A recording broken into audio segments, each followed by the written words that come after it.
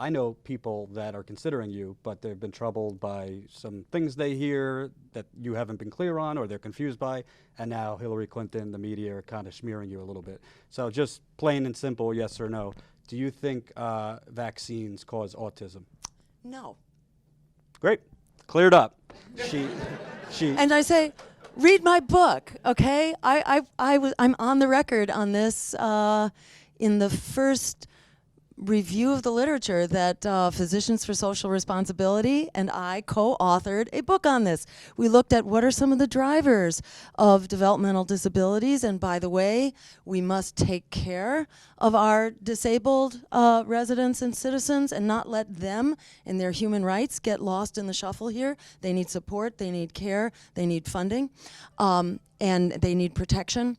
But we were very clear when we reviewed the science, looking at what may be some of the public health drivers here. Autism vaccines didn't even make it into the list of things that we considered reviewing. Mm-hmm. So there you have it. You can look at the evidence. What you have said, which has been distorted, is you have an issue with the regulators. Can you just expand on that? Because those are two separate thoughts. Exactly. Yeah. And what this is like the Swift boat issue, or it's like the birther issue.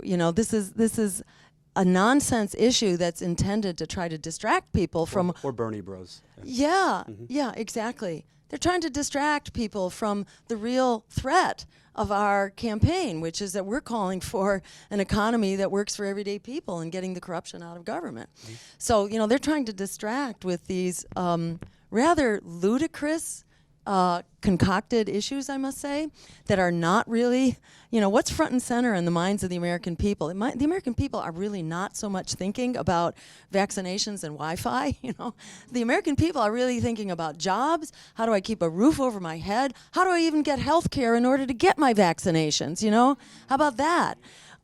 So this is just a distraction campaign, but the issue that we have called attention to is that we need to trust our regulators.